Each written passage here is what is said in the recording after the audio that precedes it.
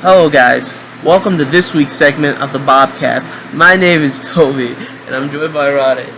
So Rade, there's been a lot of uproar at Manchester United due to your inability to sign the likes of Jadon Sancho and Alex Telles, as well as the new Tottenham player Sergio Reguilon, and as well as the new Liverpool player Thiago Alcantara. And and you've had a few poor performances lately against the likes of Crystal Palace, in which you lost 3-1, and you also lost to no, you also had a very poor performance against the likes of Luton Town and Brighton. So, what are your thoughts on the state of Manchester United? What's up, Toby? I think right now there's a lot of anger directed towards the board, and rightfully so. I'm not trying to defend Ed Woodward or Matt Judge. Our board is definitely incompetent. I'm not saying that it isn't. But the thing with Manchester United fans is that things are just binary for them. People can be good or bad. There can only be one issue, or there's no issues, and like they have to realize that, for example, Ole can be a club legend and a tactically poor manager, which is going to be the point of this video. And Woodward and Matt Judge can be inept and be a disappointment, but our coaching can also be a huge issue as well. These things are not mutually exclusive. And so, while I agree that Woodward and Matt Judge are an enormous issue, our coaching staff is also a huge issue. And so, here's some of the common reasons why people say Ole Gunnar Solskjaer should be our manager, and I'm just gonna go through all of them and give my thoughts on them. So, the biggest one, the one you hear most often, is that he's changed the style of our team, and we play attacking football now. And this makes no sense. This makes no sense. In Mourinho's last full season as a manager, the 2017-2018 season, with the quote-unquote deadwood that he had, that we need to get rid of, that team scored more total goals than we did last year. And not only that, with the with the quote-unquote attacking football that we had last year, the Ole ball, we scored 41 goals from open play and 6 goals from counter-attacking. But in 2017-2018 with Mourinho, we scored 48 goals from open play and only 4 goals on the break. But people expect me to believe that we play attacking football now, that Ole somehow changed the way that we play. And mind you, this is after Ole spent 60 million, and yeah, it was 60 million with add-ons for Bruno. And you don't even have to look at the stats to know this. Anyone who actually watches our games objectively knows that our style of play has not actually tremendously changed. And so this is the second big thing that you hear, right? He hasn't been you hear that he hasn't been backed, and even in spite of all the challenges, even after he hasn't been backed, we've still gotten third place last year. We've gotten Champions League. We're moving up. We're trending in a positive direction. Even though we got second place literally the year before he got here. But okay, let's forget about that for now. First of all, I really don't get why there's this myth that Ole hasn't been backed. We spent £200 million last year. He got his first choice right back. We literally broke the record for a defender for his first choice center back. He got his first choice midfielder in the January transfer window. And then even after all of that, we finished with our lowest point total ever. Ever. In the history of Manchester United Football Club, that was our lowest point total ever. After he spent £200 million. And the truth is that we were just immensely lucky that the rest of the Prem was just extremely weak, because in any other season, that's 7th or 8th place. And, if you don't believe me, we can go game by game after the restart, after we went on this huge winning streak, and, I'll show you how overrated that streak was. So, the first game, where it all started, was against City in the second leg of the EFL Cup. So, even though we won that game, we won that game 1-0, we lost the series. So, it was a meaningless win. And not only did we win a meaningless game, we won it because of one goal that we got on the break.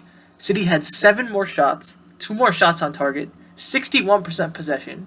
We got absolutely dominated and then defended for our life. And this is pretty much how we always beat Manchester City. And it's nothing tremendously changed, but this was before we got Bruno, so let's assume that fine, after he got Bruno things changed. So we get Bruno. The next game is a draw against Wolves. Okay, I mean, not great, not bad, fine.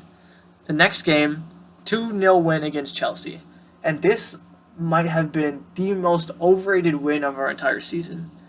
They got 2 goals taken back that really shouldn't have been. One was a really poor call on an offside by Drew that they got taken back. One was an even worse call that they said Fred pushed Conte, I think it was, and they got that goal taken away. And then Harry Maguire should have been sent off very early on for a high kick.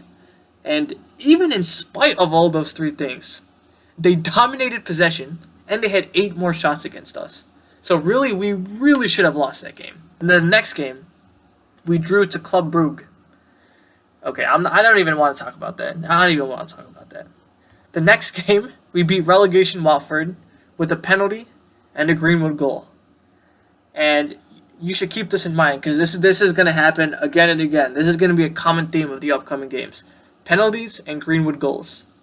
Individual brilliance by Greenwood and penalties by Bruno Fernandes. And, playing Matic also really helped that he didn't do before. But like I said, it came down to individual brilliance. And if you don't believe me still, let's keep going.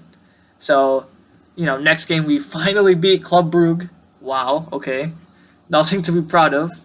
The next game, we drew Everton, and we should have lost. We should have lost this game because at the end, they scored the winning goal, but the ref saved us by saying De Gea was blocked when he wasn't. It was a really terrible call, and obviously I'll take it, but we didn't deserve to win that game. Next game, we won against Derby County in the FA Cup. Okay, again, not really a great measure or a great test.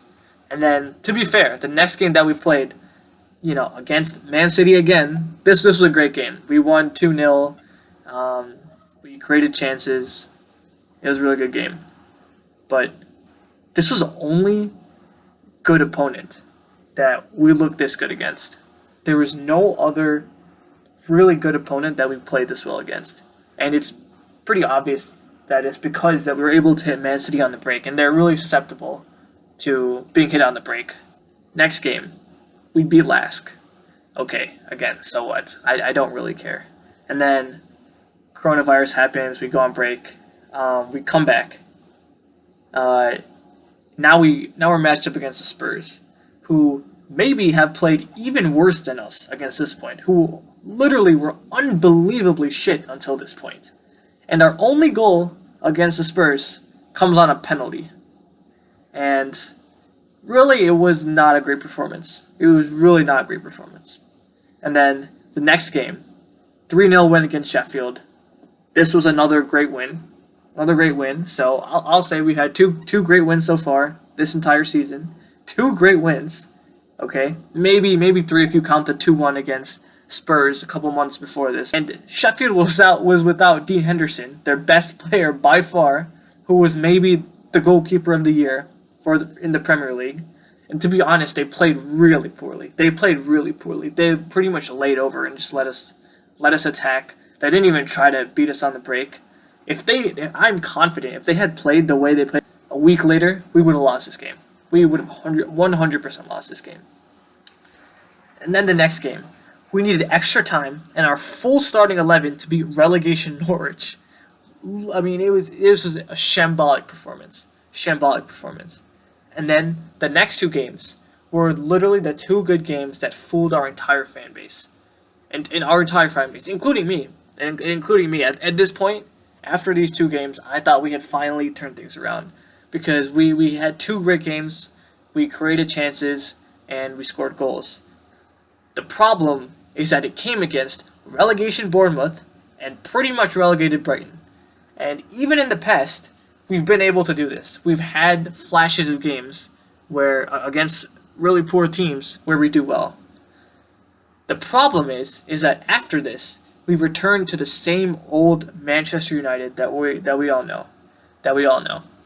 You know, the next game, we won 3-0 against Villa. But the reality was, to anybody who watched the game knows, we played shit the entire game. We got saved by a bullshit penalty that was such an obvious dive by Bruno. I'm being honest. It was such an obvious dive. A great Greenwood solo goal.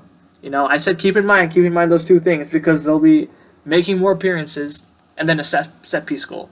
So not a single open play goal that was, you know, really created by a good chance. The next game, we choked Southampton in the last minute of stoppage time. The next game, we got immensely lucky yet again. We played so badly against Crystal Palace. They got a goal taken away that shouldn't have been taken away because they called a bullshit offsides. They got a penalty. They didn't get a penalty call. They should have called a penalty on Lindelof against Zaha. And then we just got, I mean, that was an insane goal by Rashford. But again, it was just, he ran the length of the pitch. It wasn't like there was no build-up. There was no creative passes. There was no change in the way that we won this game. No, absolutely no change. Absolutely no change. And then we played the FA Cup game against Chelsea. Oh my, I mean, this might have been the worst performance of the season. It was absolutely terrible. It was horrendous. And not only was it horrendous, he played our first team, who already, you know, were pretty tired at this point. He played our first team, and we got hammered by Chelsea.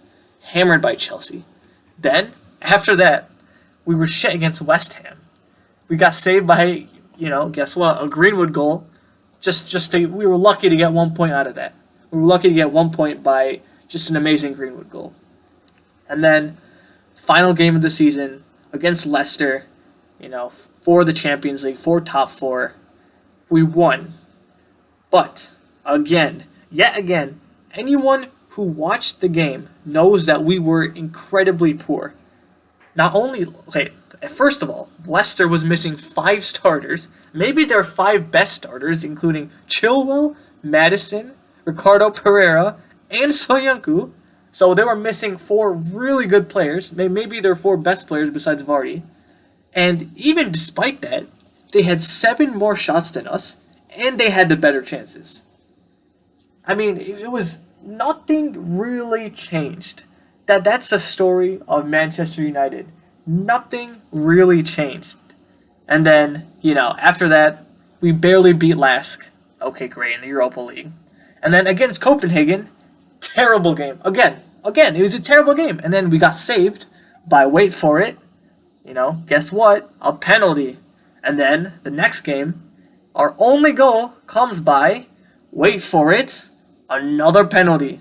And we choked a lead. Even though we were winning, I think it was pretty obvious, like I said, that we weren't playing well. We were playing really poorly. And so, obviously, no one's going to blame the manager. No one's going to blame Ole. So, what were the excuses? It was, our players aren't fit. That was the number one. Our players aren't fit. We're playing too much. And number one, is it just me? Or did every other team have to play the same amount of matches in the same amount of time that we did? Am I right? I mean, were we the only one that had to play such a condensed schedule? So I don't get how that can be an excuse. Number 2, whose fault is it if we play the same starting 11 every single game? There was a statistic that Manchester United have not started the same starting 11 for, I think it was 3 games in a row, or more than 3 games in a row since 1994. That's not a coincidence. That's not a coincidence. There's a reason for that. There's a reason you rotate players. Players are not robots. Players get tired. There's a reason you rotate players. And then, obviously, the follow-up to that, or the counter-argument, is that he didn't have quality on the bench to replace him with. And that, to me, is just ridiculous. That is ridiculous. You know, first of all, you extend Igalo's loan. I mean, why do you extend Igalo's loan if you don't plan on playing him? When Rashford, and to be honest, Rashford had some pretty horrendous performances. Pretty horrendous performances where he was absolutely absent on the pitch. If you extend Igalo, Why would you not play him when Rashford is playing terribly? Or when Dan James or Greenwood is playing terribly? You know? And sure, on their good day, there's no way Igalo is better than Marcus Rashford or Greenwood. But the point is, when Rashford and Greenwood are playing terribly, how you can't get worse by letting Igalo or Lingard have a chance. I mean, how do you know that Lingard is going to play worse if you don't give him a chance? Or how do you know that Dan James isn't going to play better on the left if you never give him a chance? I mean, if you don't play your bench, they're never going to get an opportunity to prove themselves. And not only that, but our midfield had pretty decent depth. I mean, Fred was probably the player of our season last year, to be honest. I mean, aside from Bruno, maybe. And then McTominay, I mean, people forget this. People really have a short-term memory. But people were saying McTominay might win the player of the season, too. Because McTominay and Fred were probably the most improved players in our entire squad last season. They were really pretty good when they got consistent minutes. And then when you cut their minutes completely and they don't get to play, obviously they're not going to be able to play at the same level that they were playing before.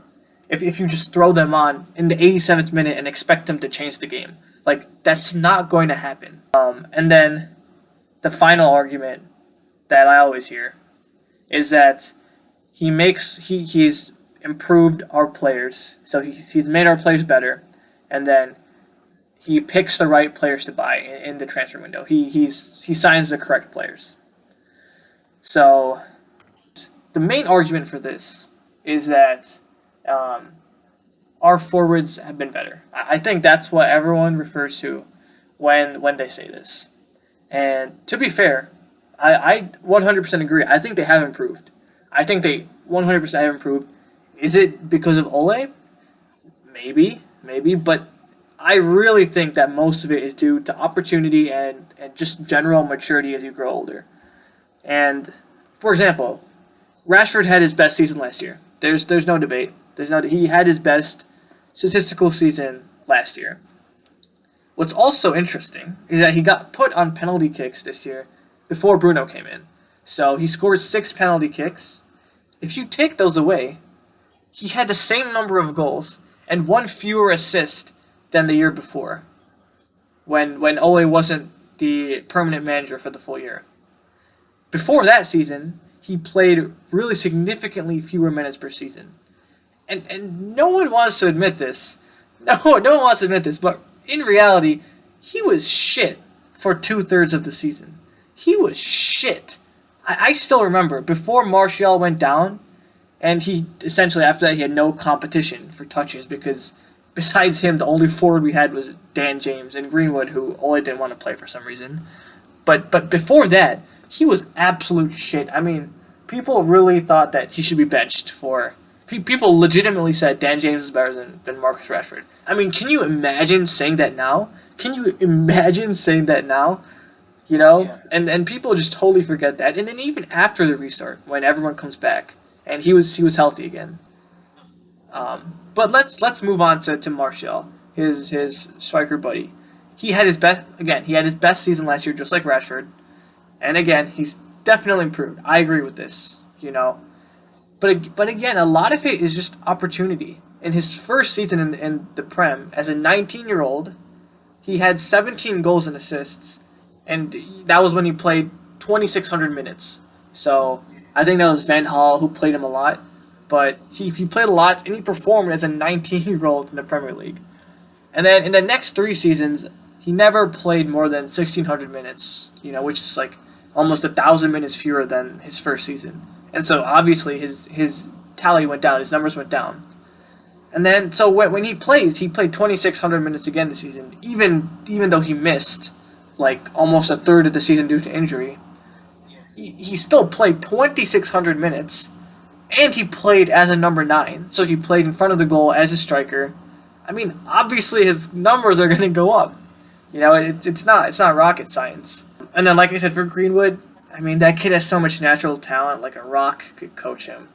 You know, like like maybe I give him credit for managing his minutes, not overplaying him maybe, but at the end of the day, like any manager can do that. I can bloody do that. That doesn't make you good enough to manage Manchester United Football Club. You have to be more than that. There's a reason why it's difficult to be a manager at the top level. There's a reason why nobody can just walk in and just excel at being a manager, even when you have the best players in the world. So, I mean, in conclusion, I guess, like you mentioned, we lost embarrassingly to Crystal Palace. I don't think anyone's going to debate that. We lost embarrassingly to Crystal Palace. Today we got just immensely lucky to beat Brighton. The two dominated us. They had more shots. I think almost 10, more than 10 more shots. They had 5 shots hit the woodwork. And we literally broke the rules to win. It's literally against the rules to call a penalty after the game has ended. So, I mean, your words cannot describe how lucky you were to beat relegation Brighton with our strongest starting 11. Like, the thing about luck is that in the long run, things revert to the mean. The thing about luck is that luck runs out. You don't stay lucky for forever. So, I mean, are you really going to sit here and tell me, are Manchester United fans really going to sit here and tell me that a single player on Brighton gets into our side? There isn't a single player on the Brighton team that gets into our starting 11. And you know what people are saying? Back Ole. He needs more players. The players aren't good enough. Shaw is fat. Wan-Bissaka can't go forward. Maguire is shit. Lindelof is shit. I mean, these players are leagues better than the sides we're getting dominated by. And yet they blame the players again and again and again and again. It's just infuriating. And mind you, Ole was the one, and by the way, it's the manager's job to get the best out of his players, right? And mind you, Ole was the one who wanted Maguire and who wanted AWB. So why does no one blame him when they do poorly? I thought his transfers were the best, right? I mean, isn't that what everyone tells me? You know, his signings are the best. He signs the best players. It's literally impossible to criticize Ole because his fans defend him no matter what. He's legitimately copy-pasted Pep's tactics at City and tried to force our roster into this 4-2-3-1. We don't play anything else. He's forced Pogba into being a DM. Pogba, literally one of the best, most creative players in the world, into being a defensive midfielder. He's forced Wan-Bissaka to go forward. Obviously, if Wan-Bissaka is at the opponent's goal, how the hell is he supposed to track all the way back when our opponents are ready to hit us on the break at any minute? I mean, nobody can run the length of the pitch in 2 seconds. That's just not humanly possible. Like, obviously, if you play a high line with Maguire and Lindelof, who everyone, and I mean everyone and their mom knows their biggest weaknesses are their pace. Obviously, they're going to get bloody exposed against teams who are just waiting to hit us on the break. I mean, it's so obvious how teams are preparing to beat us, and yet we've changed nothing. Like, I genuinely wonder what goes on in training. I really want to know, because fans have got to realize no player is perfect. There's not a perfect player in the world. Not even Messi is perfect. It's literally the manager's job to maximize the strengths of the player and turn it into winning.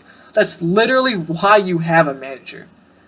Like, when Wan-Bissaka wasn't asked to push forward, people were saying he was probably one of the best right backs in England, maybe even Europe. Why are you asking him to push forward? If he's so fantastic at defending, why are you asking him to push forward when you have an attacking fullback in Luke Shaw? You don't need everyone to push forward.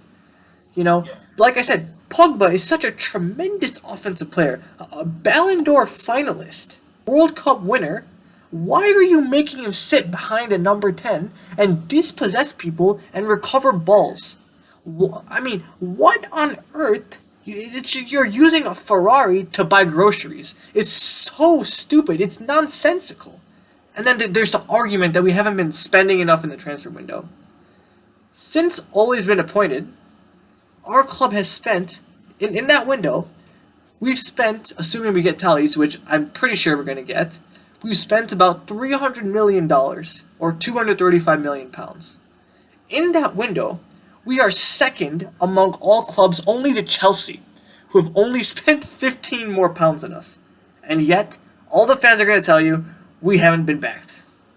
Mourinho's team in 2017 allowed 28 goals, 8 goals fewer than us last year, with Valencia, Phil Jones, Chris Smalling, and Ashley Young. Not one, I literally mean this, not one of which would even come close to making our starting 11. I mean, there's no defensive structure. You can't just throw talented players on the pitch and then expect them to play well and play like a team. That's just not how it works. You know, there's no more excuses. Manchester United fans have got to wake up. Like, I'm totally fine if the players like playing for Ole. He doesn't. You don't need to sack Ole to start to employ tactics. Just because he's the problem doesn't mean the solution is firing him. He can be great as a man manager, like Ferguson was towards the end of his days, but the problem is you have to bring in technical assistant coaches. You can't have. How long does it take before you realize that our assistant coaching staff is just not working? So you have to realize that if you're Ollie.